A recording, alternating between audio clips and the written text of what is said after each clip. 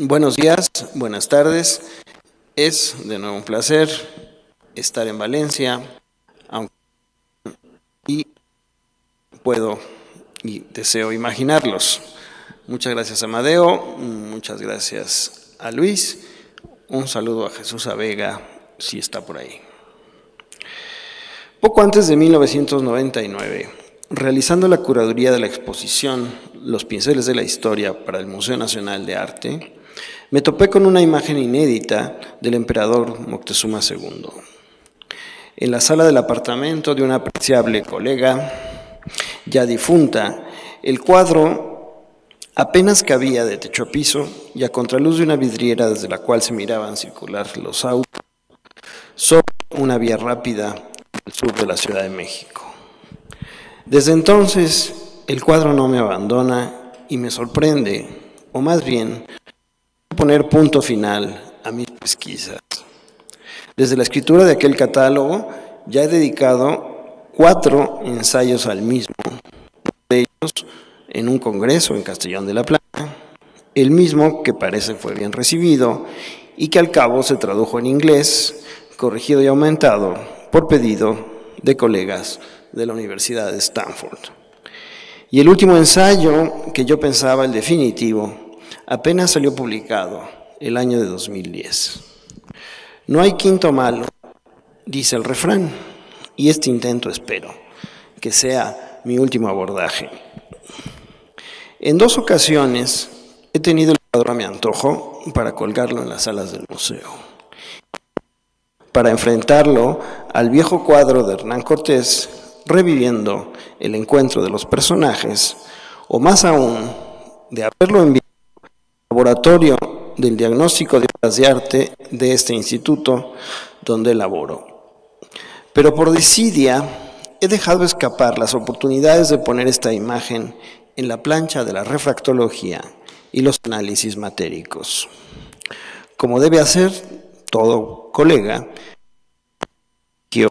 y que honre a sus objetos. Conocida desde entonces su popularidad, el cuadro fue solicitado en 2010 por el British Museum para integrarse a la muestra Moctezuma, The Aztec Ruler, o una típica exhibición blockbusters de todos los tiempos, y en donde, bajo el reglamento de conservación de la institución, toda obra que entra a ese recinto pasa por la inspección de los rayos X. Al poco tiempo de esta prueba ineludible, me telefoneó el actual coleccionista, intrigado y asombrado. Debajo de tu Moctezuma abatido, dijo, habita otro envalentonado y desafiante. Nunca sabe uno para quién trabaja. Me llegaron las radiografías y, en efecto, allí estaba otro emperador, más rejuvenecido y desafiante, con brazos en jarras en señal de poderío y dominio. Como todo historiador vulnerado en su precaria erudición, preferí no mirar los resultados hasta que los colegas me insinuaran o me señalaran mis errores. Algunos indicios escuchados por terceras personas me señalaban que no me había descarriado del todo en la aplicación de los significados. Y, ya envalentonado, asumí el reto de confrontarme ante la nueva evidencia, aceptando ahora esta invitación de Luis Arciniega. Digamos que estamos ante un cuadro que luego será cabeza de serie de muchos más, pero que en su piel interna emerge otro que desata una nueva vida o que depara nuevas interrogantes. Hagamos el cotejo de estos siameses imperiales. El mosaico radiográfico revela que prácticamente no quedó nada del anterior, salvo la identidad del personaje y seguramente la posesión o ubicación que le dieron sus originales propietarios. Me queda claro que la intervención es una corrección política que se introduce en su discurso para trastocar radicalmente el significado y, sin duda, esto tiene que ver con la retórica propia de una corporación a la que pertenecía desde el último tercio del siglo XVII, cuando fuera ejecutado. Se trata del Cabildo indígena de la República de Santiago de Tlatelolco, el último reducto de la nobleza azteca, hasta el año de 1812 en que fuera disuelto. También puedo aseverar, a través de la imagología y del falible expertise, que se trata de pintores distintos. El de abajo me parece de la mano de Juan Correa, uno de los mejores artistas de ese momento, y el que actualmente vemos es de mucho menor destreza, de acabado pastoso y oscuro, quizás de la mano de la familia de pintores Arellano. Lo cual quiere decir que en el transcurso de una década el cuadro quedó censurado. Es evidente que con la supresión de la primera imagen, la obra perdió no solo con esplendor, sino en su puesta en valor como mercancía. Al dejar de cotizarse como obra de Correa, y quizás sería doloroso o traumático para sus antiguos poseedores, haberse desprendido de una imagen exultante y casi preciosista, mudándose por esta otra de empaque apesadumbrado y tenebroso. Tengo para mí, por ahora, que la obra fue modificada totalmente luego del motín indígena de 1692, en que las lealtades entre el gobierno español y el cabildo indígena quedaron en entredicho luego del saqueo e incendio del Palacio Virreinal. Dicho lo cual, mi hipótesis inicial no estaba del todo errada y mi prestigio quedó a salvo con la llegada inesperada de lo que Gombrich llamaba la prueba perdida, dentro de sus límites y alcances en su revisionismo del método iconológico. El dato duro de la ciencia no solo me concede algo de razón, quedando airoso en mis anteriores entregas, sino que nos permite explorar del todo la biografía de un objeto, tal como la define Igor Kopytov. Una mercancía que nunca deja de ser mercancía, un commodities, pero que en su tránsito por la historia del arte se abduce de su valor comercial para mostrarse como un capital simbólico susceptible de modificarse e intercambiarse según los receptores lo demandan. Repasemos esta larga biografía que nos lleva de un mito a otro mito, y no exagero, de la realidad de un monarca que en 1519 abdica sin más a su imperio continental, hasta la irrupción del surrealismo en ambos continentes, y que mira en el mismo monarca a un iniciado o actuando en la dimensión del inconsciente. Un epílogo, si se quiere, doblemente surrealista, que gracias a esta invitación puedo redactar con mayor detenimiento y conocimiento de causa. Como problema de representación en la historia del arte, la persona del rey Moctezuma se enseñorea como una suerte de ícono reactivado e ideologizado a través de los siglos. Desde su caída en aras de la consolidación del imperio de Carlos V hasta la emergencia y decadencia de nuestros actuales conceptos de nación. Es decir, esta imagen no solo condensa un caso de funcionalidad social, sino también de sus sucesivas resignificaciones que los héroes caídos proyectan sobre la arena política. Todo esto merced a los desplazamientos del objeto y a que su vida como agente transhistórico radica a partir del siglo XIX, en que el nuevo país se llamó precisamente México, como su antiguo imperio, y que la nación quedó gobernada desde su misma capital, que en 1521 cayó ante los invasores. Por eso esta figura trágica e ineludible merece este seguimiento de larga duración. Analizaré los tópicos más representativos del personaje, me centraré en los avatares de este retrato alegorizado y barroco. Estamos ante una efigie ficcional y no verdadera, pero sumamente eficaz como un artefacto inteligente, según la antropología de la imagen, incluso desechable y puesto en marcha para concitar prácticas sociales totalmente ajenas para las que fuera creado. El estatuto de la imagen como agente en activo nos hace reconsiderar la noción de que las imágenes tienen vida más allá de su primera imagen, que se hallan encaminadas con un propósito no solo de representación, sino de gestión, y que en sus metamorfosis o implicaciones abiertas, como las llamaba Gombrich, pueden resultar impredecibles. Aunque de origen teatralizado, el rostro alcanzó a configurar los rasgos medianamente creíbles de un sujeto histórico todopoderoso y temible por los suyos, y que quizás, ante lo inexorable de su circunstancia, por una decisión personal, se quedó envuelto en sus ropajes de misterio. De manera paradójica, el retrato mismo se mantuvo como fuente de legitimidad y trascendencia, y ya lo veremos actuante entre los vaivenes de la historia para instaurar la monarquía, consolidar el imperio de la nación independiente y restaurar, al paso de otra cultura, la república de hoy. El personaje y su desvaída identidad visual han validado algo mucho más osado, por metahistórica, ya que la figura del gran Tlatoani, sumo sacerdote y soberano, ha sido un arquetipo mítico, punto de partida de una tradición, la del Estado mexicano de todos los tiempos. De hecho, la muy escasa iconografía de retrato que hoy sobrevive con la efigie del emperador, o la casi inexistente de cuadros dinásticos de caballete, al modo de los muy conocidos de los reyes incas, parece corroborar el triunfo de la versión historiográfica de que Moctezuma dio voluntario vasallaje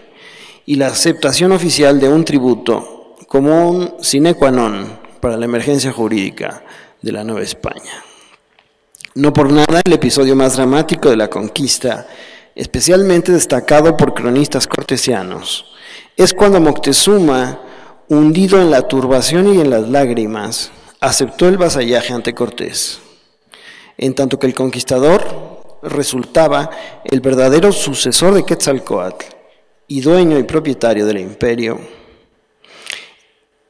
conforme lo narraban los mitos antiguos que identificaban a esta deidad con un apóstol de Jesús. Así,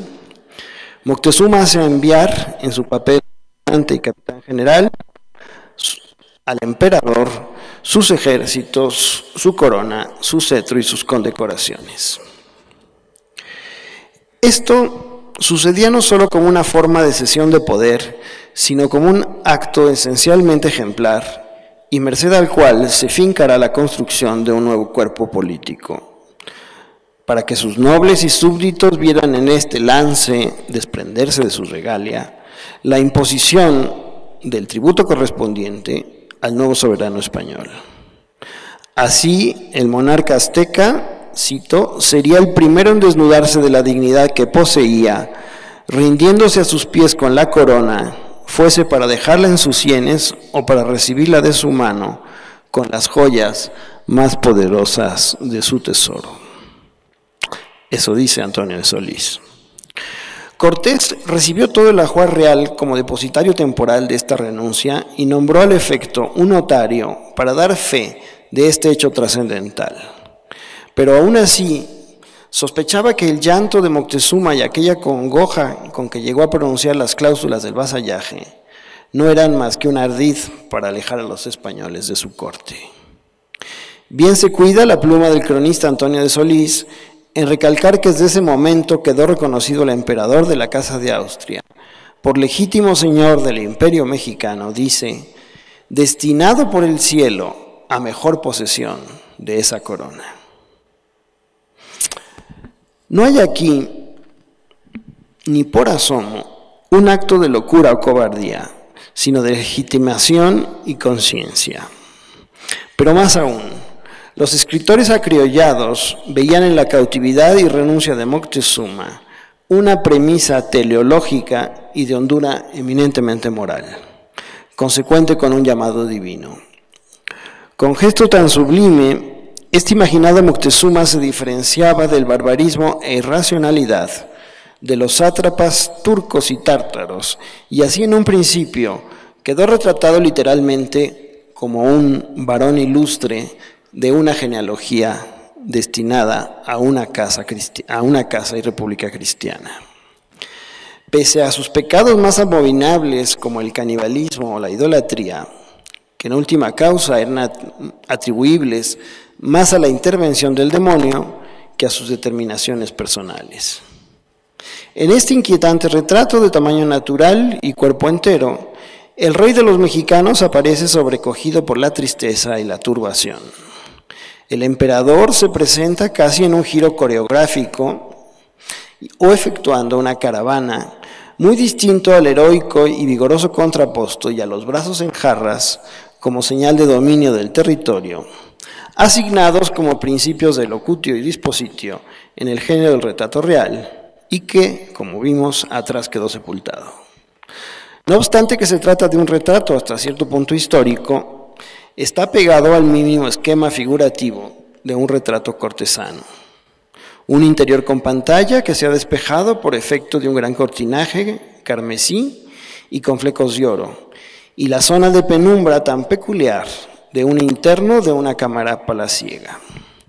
Notemos que el monarca, de talante cabizbajo y demacrado, se enfunda en un riquísimo peto de general romano, en extremo galonado, engarzado con broches de pedrería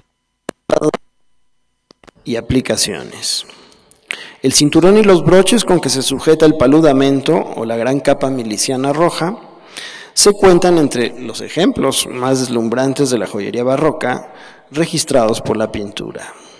Sin embargo, también conserva algunos rasgos que se consideraban propios de su atavío mexica antiguo. Véase el faldellín de pluma multicolor, abullonado, la macana de filos dentados a la usanza de un macuahuitl de obsidiana, y los cacles o sandalias fileteados con hilo de oro, llamados cáligas entre los césares romanos, que subrayan el rango de realeza que le asistía y le diferenciaba del resto de sus príncipes. La falta para adecuar el retrato al sentido del decorum americano no es fortuita, ni, como veremos, esta imagen a la romana, producto de la ignorancia o la inocencia de sus promotores. De entre todos estos detalles, que mal pueden llamarse etnográficos, destaca desde luego la gran diadema filigranada que ciñe el monarca,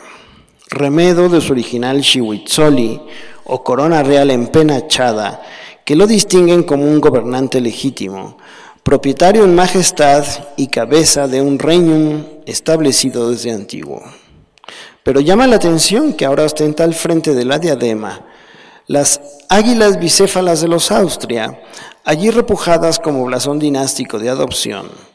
al consentir Moctezuma en el citado principio jurídico de la traslatio imperii. El retrato no pasaría de ser un canto melancólico a la grandeza perdida, sino que da enunciado una acción transitiva para estimular la curiosidad del espectador, pero que es, sin duda, el colofón de todo el mensaje ahí expuesto. Bien se nota la mano derecha en el acto de depositar el cetro en una bandeja, en la que ya se halla la corona real de 4 bandas, tocada por un tunal y el águila como emblemas fundacionales del reino, y el trono que hasta ese momento había ocupado como 9º rey de México en la galería de su cámara real. Este desplante es en sí mismo un argumento. Nos da la razón para pensar que el talante abatido del emperador, la mirada en dirección al suelo y la mano en el pecho en señal de consentimiento y juramento,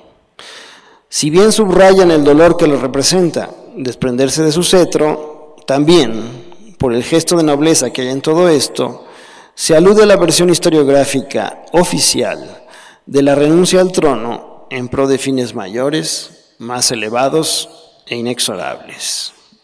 La consecuente transferencia de sus armas de poder en un servicio de plata, la corona como residencia de la autoritas y el cetro distintivo de su potestas, no es aquí un acto de fatalidad o cobardía. No hay mejor éfrasis de este retrato de Moctezuma que la relación festiva de Alonso Ramírez de Vargas de 1677 para la elevación al trono de Carlos II, y vale la pena detenernos para comprender a cabalidad el papel teatral asignado aquí a este personaje.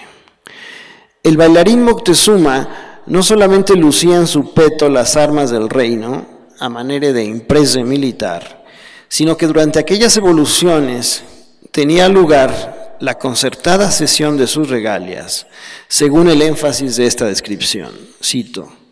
«Demás de la corona que lúcidamente ennoblecía sus sienes, le llevaba un paje a pie otra en una fuente de plata sobre un cojín de lama, con ademán de rendirla a nuestro rey y señor Carlos II. Así denotaba también la majestad en un cetro de oro que empuñaba la mano derecha, sirviéndole un criado el quitasol, que era un águila sobre un tunal, timbre mexicano, cuyas abiertas alas hacían más hermosa y extendida la sombra».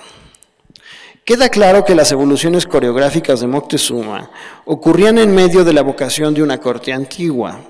pero destacando que su majestas desde siempre era reconocida y reverenciada, ya que le abrían paso, cito, por delante 8 reyes de que se servía este poderoso emperador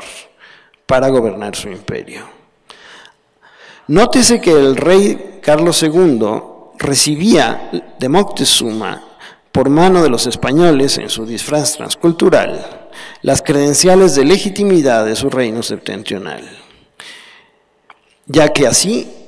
el Tlatoani está a punto de no ejecutar más su imperium, simbolizando en el cetro como poder político-militar que de allí se desprende, al tiempo que la corona, ya servida en bandeja, significa la renuncia a la falsedad de la idolatría.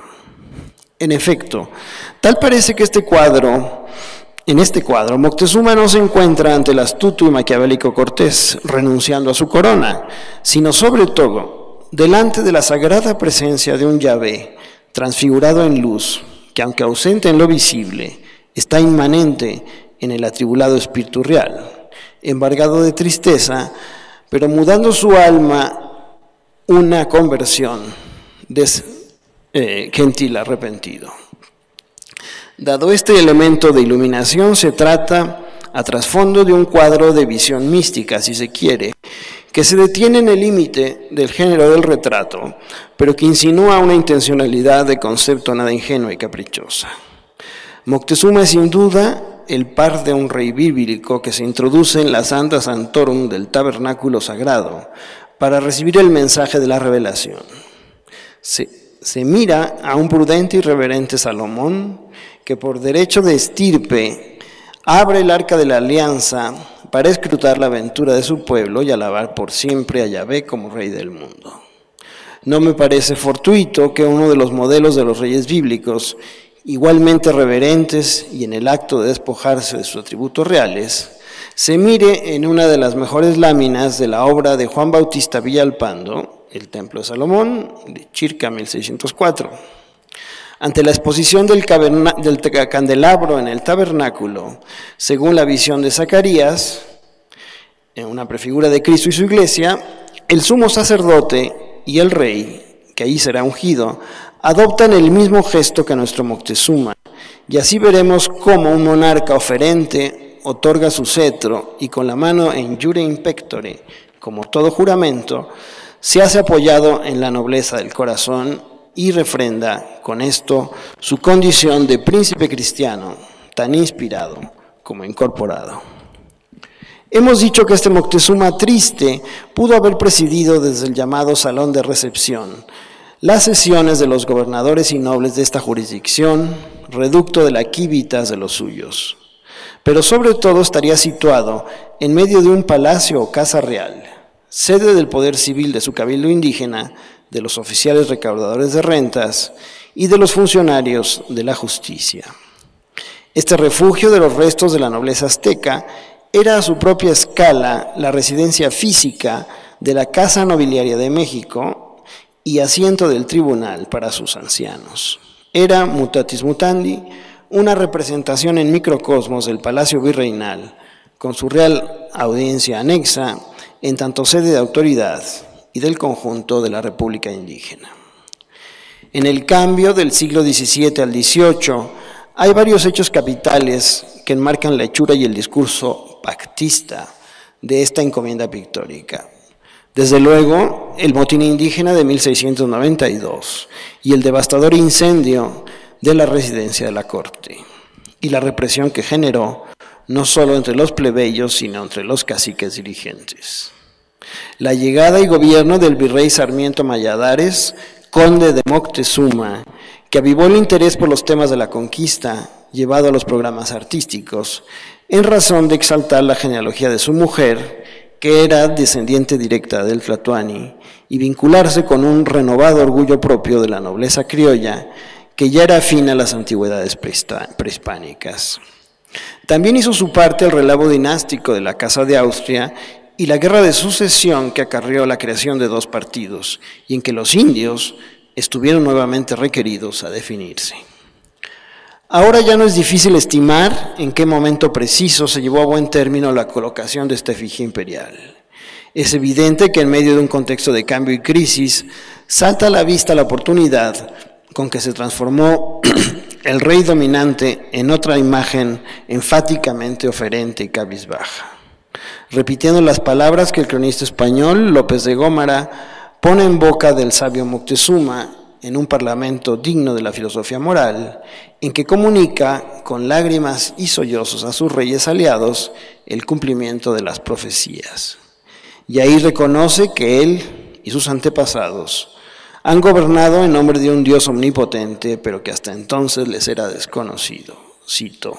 ni somos naturales de esta tierra, ni nuestro reino es duradero.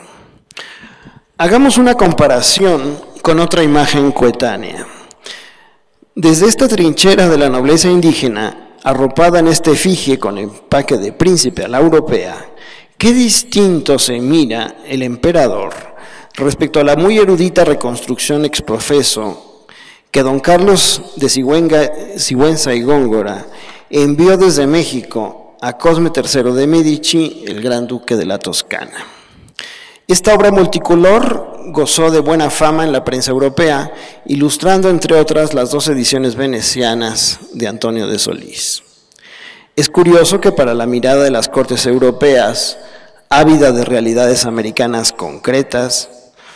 Sigüenza haya preferido remitir una efigie del Tlatoani no solo etnográficamente mucho más cuidadosa, basada en las pictografías que él mismo poseía, como esta lámina del Códice Ixtlilxóchitl, sino notablemente dignificada por la majestad y grandeza guerrera con que allí se miran sus atributos.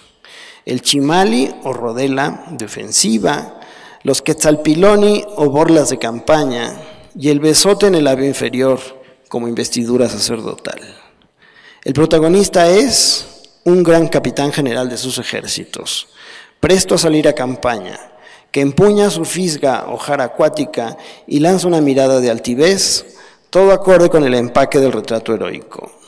tal como aquellos que pintó el tratadista Vicente Carducho sobre los reyes godos en el sitio del Buen Retiro, con el propósito de articular una sala de linajes hispánica tan antigua como fuera posible.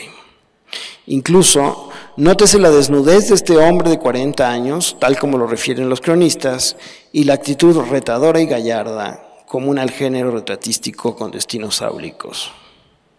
Por eso mismo, por su empaque guerrero, este erudito retrato quizá no era lo más adecuado para mostrarlo a los ojos locales. Los propios indios dirigentes preferían mirar su realidad política en imágenes las más alegorizadas y sublimes. En la ficción radica su condición de aparato de gestión. Más allá de formularse como una representación identitaria o visualización de un mito imaginario, conveniente a ambas partes. No obstante su retórica imaginada, este Moctezuma a la romana continuó estando en sinergia con los usos y representaciones de la nobleza indígena mucho más allá del virreinato. ¿No era mejor, acaso, enmascarar la política indígena en estos sublimes personajes teatralizados que acreditaban sobradamente los motivos históricos de su existencia, antes de esgrimir, con el disminuido peso de sus personas morales, el respeto a sus privilegios? ¿Qué otra cosa se podía alegar en esta exteriorización de la alegoría, sino la legitimidad de una memoria ante el peso cada vez más aplastante para los propios indígenas de una razón de Estado? El impacto de las leyes liberales de Cádiz, que desconocían la propiedad comunal de los indios y en última instancia la representatividad que tenían las corporaciones indígenas, vino a desarticular los ya de por sí mermados cabildos indígenas. Todos los bienes y archivos del Tecpan o Palacio de Tlatelolco pasaron a poder del Ayuntamiento Constitucional de los Criollos y en esos años, si no es que antes, de este Moctezuma la Romana.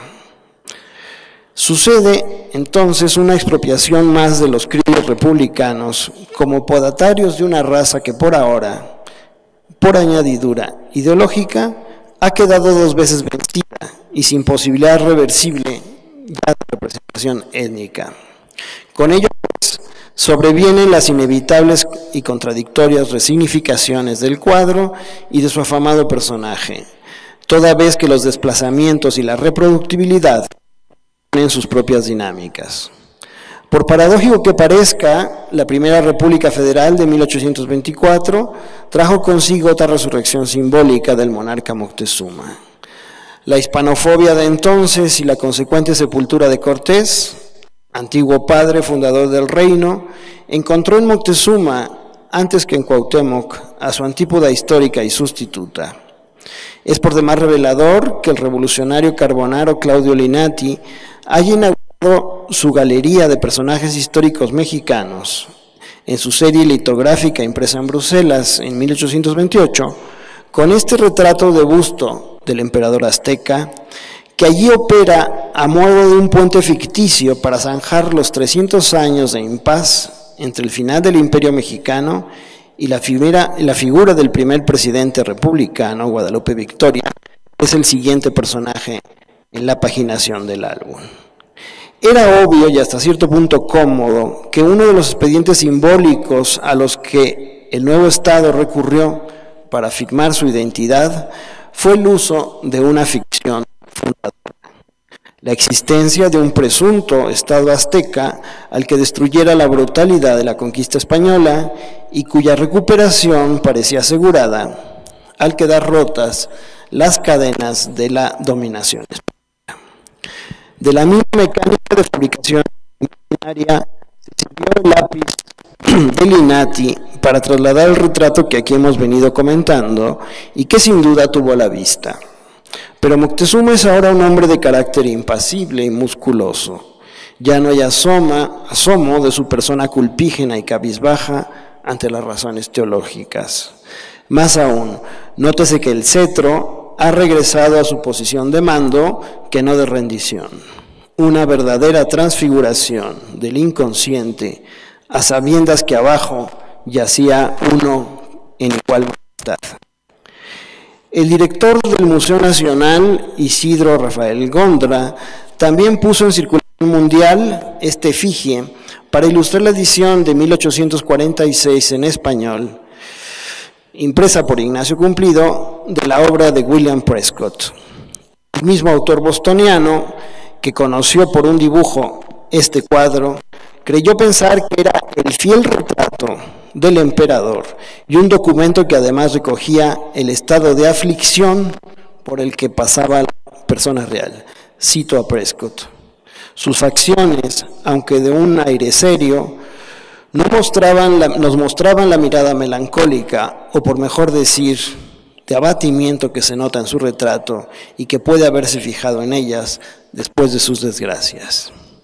Tal parece que, a diferencia de la imagen medichea remitida por Sigüenza, que quedó olvidada en las galerías del Palacio Pitti de Florencia, el gusto romántico del siglo XIX se fascinó con esta imagen tan hechiza como exótica, ya entonces tenida de venerable antigüedad y creída por Prescott como coetánea de la invasión española. Aún más potenciada por su empaque dramático, ya que a partir de entonces esta imagen se enseñorea en cuanta edición de la historia nacional se haya publicado en México o el extranjero, como decimonónica de la portada de Solís. Por ejemplo, el litógrafo catalán que ilustró la monumental edición de la Historia de México del historiador español avecindado en México, Niceto de Zamacois, se inspiró en el atuendo de Moctezuma para derivar otra invención inimaginable. Un retrato igualmente a la romana, quizá de un rey cartaginés o morisco, en la figura de su sobrino Cuauhtémoc, y creando posiblemente un pendant moral entre un estadista maduro y reflexivo y el hombre joven, arrojado e impulsivo, héroe de la resistencia. Por entonces consagrado como un héroe contra las invasiones, en desdoro del propio Moctezuma, que así quedó ensombrecido a mediados del siglo XIX por el vigor antiintervencionista de quien, como los caudillos ya mestizos de la República restaurada de 1867, ya apelaban al estatuto racial del mestizo como encarnación primigenia del pueblo mexicano. Si bien estos traslados procuraban ser fieles a su original pictórico, aparecen dos novedades iconográficas, acorde con los tiempos republicanos que se vivían, pero sobre todo a causa de la soberanía nacional constantemente amenazada por las potencias extranjeras. El cetro se mantiene empuñado y no obsequioso, aunque pende delicadamente de su mano, semejante a las estampas religiosas de una Mater Dolorosa o un Sagrado Corazón. Si de esta manera se mantiene la potestas, en la diadema como atributo de su estirpe real, ha desaparecido el águila bicéfala y ahora resplandece el águila mexicana con las alas explayadas del escudo nacional. Con lo cual, el Tlatoani bien podía autoproclamarse con aquella frase lapidaria: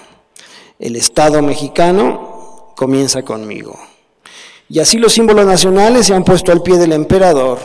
y a la postre no faltó quien interviniera este grabado para lucirlo como un mosaico de plumaria, con aplicaciones de pedrería, y así subrayar la identidad consustancial a lo que fue el rescate del tesoro. Desde luego que los rasgos del otrora apesadumbrado Moctezuma se han dulcificado, y adquiere la estampa de un hermoso joven de rasgos mestizos, agraciado con todo y la coquetería de su mexicanísimo bigote recortado en puntas. En suma, aunque los dos retratos virreinales de Moctezuma quedaron situados en las antípodas, no deja de ser curioso que la imagen del Cuauhtémoc guerrero sea un derivado, imitado y reciclado del propio Moctezuma melancólico, que ha pasado más de un siglo de por medio por la mercadotecnia de una tradición también de consumo decimonónica que en la marca lleva el destino. Es, como bien se ve,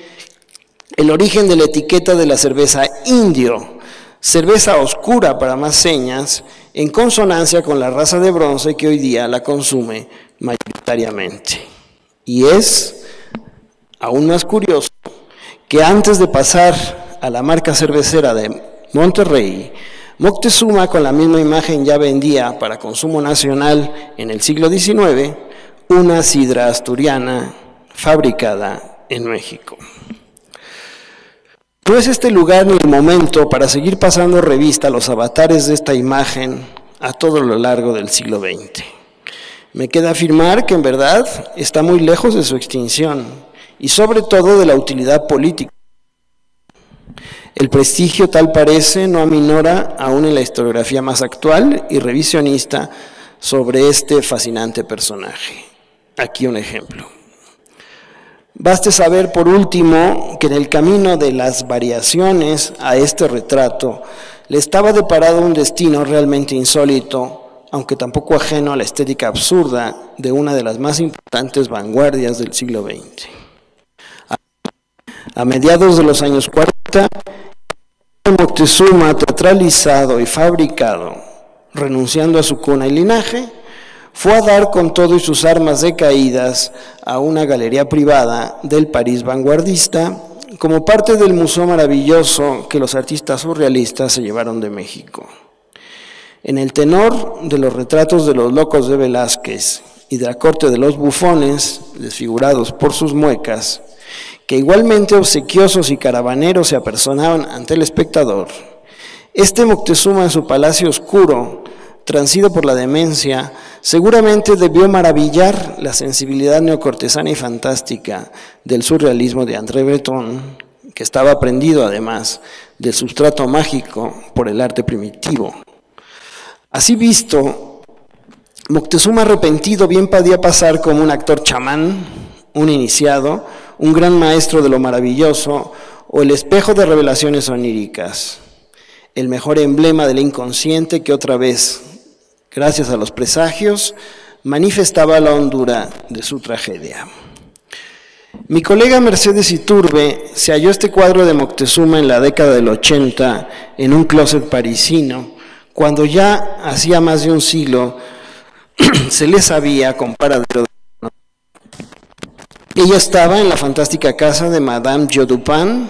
hermana de Alice Raon, a su vez amigas y colegas en la iniciación alquímica de las pintoras Remedios Varo y Leonora Carrington. En ese closet tuvo lugar una nueva epifanía. Madame Dupin, anciana y enferma, lo desenrolló devastado ante la mirada estupefacta de la agregada cultural de México, y allí mismo, en un golpe de suerte, Mercedes lo adquirió para sí, repateando el cuadro hasta la pequeña sala de su casa. Desde el año 1999, su exhibición y estudio han abierto un nuevo capítulo en la trayectoria de esta imagen, hasta desvelarse la otra imagen que Mercedes, por desgracia, ya no conoció. Mientras en el Museo Británico el cuadro y sus secretos pasaron desapercibidos, como una que pasa por el quirófano, allí mismo en Londres, en la Brisbane Art Library, se exhibe como pieza emblemática el retrato que en 1949 Leonora Carrington hizo en México a Madame Dupin, y en cuyas entrañas lenosas, si se fijan, yace escondida otra imagen, que es imagen de su transmutación esperpéntica o del inconsciente de la afamada belleza de esta musa de Bretón. Aquí la vemos en una foto de Man Ray, con un viejo alcoholizado que pasa por un rey de burlas o queda situado entre el tópico de la Bella y la Bestia. Por lo pronto, algo más actual, transcultural, le ha sucedido al retrato florentino enviado a Cosme III, que era en verdad la antípoda altiva y beligerante, generada para satisfacer la mirada de los criollos, de aquel otro Moctezuma sumiso y cobarde, generada como una estrategia indígena. Luego de la exhibición conjunta de estos dos retratos, por primera vez en mi exhibición de 1929, la mercadotecnia del TLC, NAFTA o Tratado Comercial entre América del Norte, olvidó entonces al Moctezuma cabizbajo y vencido por el peso de sus condecoraciones, y ha redescubierto a este otro musculoso y bien alimentado guerrero procedente del retrato florentino, y el cual sin duda pasará a ser la imagen más elocuente de la nueva raza de bronce planetaria y globalizada. En la envoltura de este producto de exportación para su consumo en los Estados Unidos, se aclara en la etiqueta que las tostadas emperador conquistan su paladar. Moctezuma ha sustituido a su fisga guerrera y cazadora por una mazorca de maíz en la mano, en una imagen que se lanza a la conquista de nuevos mercados, reclamando una identidad originaria, sin embargo, que parte de su liga cultural más elemental luego de la raza, la irrenunciable dieta a base de maíz, cadena trófica de la raza de Moctezuma, y de la consecuente maldición